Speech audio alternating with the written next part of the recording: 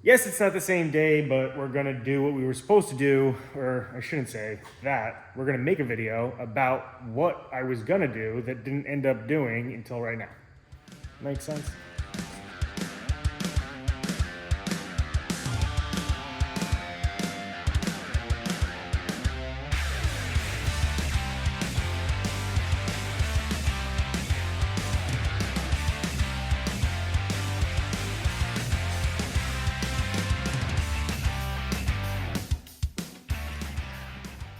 That's right, the Corrado has moved. The Corrado has been driven this year, I guess. No, I drove it earlier in the year.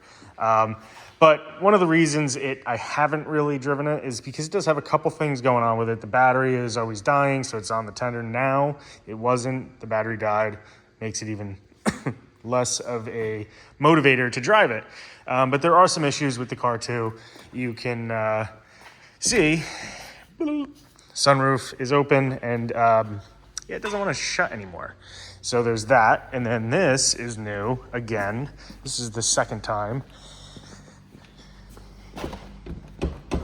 And that's like that because the door handle doesn't work. Now, I want to say that we put an updated door handle in there. What I mean by that is the strikers on the door handles are made of absolutely garbage castings from the 90s, and a lot of companies make like aluminum billet ones, or anyway, pretty sure that door handle had that, so I have no idea what's going on with that. I do not want to touch that because the last time I touched it, it fried the door harness and we had to get rid of central locking because it was either central locking or the windows, and obviously windows are more important. But that's part of the reason, was just getting the car out and driving it, but it kind of sparked my interest and made me think a little bit. Now I got this car, this was the first car that I bought when I decided I kind of wanted to get back into cars. So we'll just do a little story time real quick. I had a black one that was absolute garbage. I bought it. It was a $1,500 Corrado. Not the type of car you want to buy for a cheap price in really bad shape, because they'll nickel and dime you. Part of what's nice about them is they're simple but complicated, I guess you could say. But all the things that I wanted to do, that car was just never going to do without tens of thousands of dollars, where that doesn't make sense to do it, right? So that car did lead me to my buddy Andrew, who I was buying parts from. And at some point, he pretty much was like, what are you doing? You need a better car. Just get a better car. Stop. So we did. He showed me a couple cars, and he ended up selling me this one many moons ago. And that's not where the story ends with that. So I bought this, was driving it, buying a couple parts here and there, some wheels, that sort of stuff. And when I bought this at the time, Andrew had a race car, essentially, a Corrado race car with a roll cage, and it was stripped and had no motor, but it was a race car. And this is what really kind of sparked me into even wanting to get a race car. But I just bought my Skyline as well. And when I bought that, it was, I was thinking about getting the Corrado race car, and then I was like, that's, kind of silly. How am I going to do that? What am I going to do? Like everybody that wants to get into racing, I just was like, I don't know. It's hard to think of building a race car, not knowing how to actually race it. So I passed, and I kind of kicked myself for doing that. And that's what made me think about this. What made me think about this was realistically, this thing sitting here, and my inability to get racing out of my head half the time, because when it comes to cars now, it's like a bug, but it's not just a bug. It's a bug for racing. It's a bug for working on your car. It's a bug for thinking about a setup on a car, which is so strange, because like when you're younger, or you're just, you're modifying your car to just modify it, you don't think.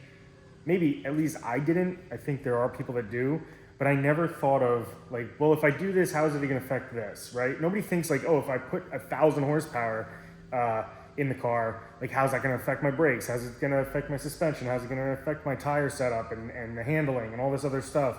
And then once you build a race car and you race, you start, this is like just stuff that you think about all the time now. So I got a new car that none of you guys know of, and I am talking suspension stuff with Devin from Fortunato, and a comment that I kind of made to him without thinking made me think even more about the possibilities of doing something that I never actually did, which was build the Corrado race car.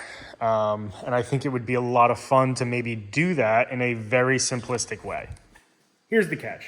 This is something that I want to do. I don't need to do it, and it would be more of a thing for YouTube than it would be for just myself. It's going to be interesting for myself because it's something completely different, something completely new, but the only way I would do that is it's supported by you guys. So if you guys would like to see a build of a Corrado race car for road racing, time attack type stuff, you know, maybe it goes in a different direction, but that's where we would be starting. And the starting point would be very simple. So, you know, as you know, I have this race car. I had the silver race car. Where is that? I don't know.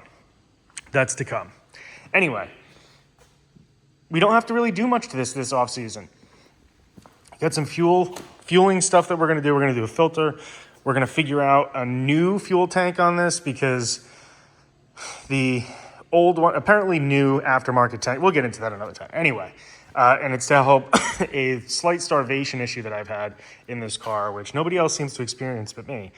And then we're going to paint the inside of this car, and there's going to be some body work possibly, and full car painted. But that's done, right? So we don't have to worry about that this off season. Now, might have gotten a new car. That's going to take up some attention, but it's not going to take up a ton because, well, I shouldn't say that. It might take up more time if I allow it. But if this is something you guys would like to see, I think what would be the best way to do it is, well, first of all, we got to buy one. So I need you guys to tell me what you'd want. Would you want to see something like that? It would be pretty much a car like this, VR6. I'm not going to get into a different motor or drivetrain at this point, I think, because at least I have some knowledge of what these can do and what you can get out of them. It would be more along the lines of making it a, you know, not something like this. Maybe we wouldn't be getting to that point. Who knows?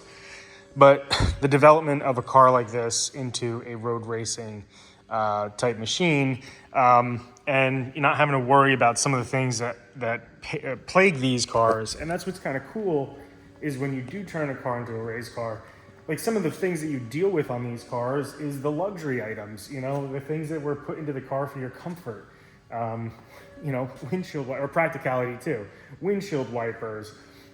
These cars have the electric seat belts. So, I mean, a lot of guys take them out and put the Euro ones in. Now, if they worked the way they should and didn't break, of course, like why wouldn't you just keep them? They're kind of cool. You're not trying to worry about weight savings. But when you're building a race car, you take all that stuff out, right? You're going to have a racing seat. You're going to have a harness. In an older car like this, I would honestly, like in a new modern car, whatever, but an older car like this, if you're going to put it on a track to any capacity, you should probably, at the very least, have Euro seat belts or race harnesses in these cars. Just because on track, you know, who knows? But what do you guys think? Buy another one, turn it into a race car. It probably wouldn't be this nice, obviously, because the prices of these things have gone up significantly, but you also don't need a really, really nice version of it. You can just get a good version of it. So let me know what you guys think. If you guys would be down, I'd be down, because we're going to have to try to find maybe some partners, find people to help us, that sort of stuff. So it's going to be a process, but let me know what you think. All right, guys, thank you so much. I'll see you at the next one. Take care.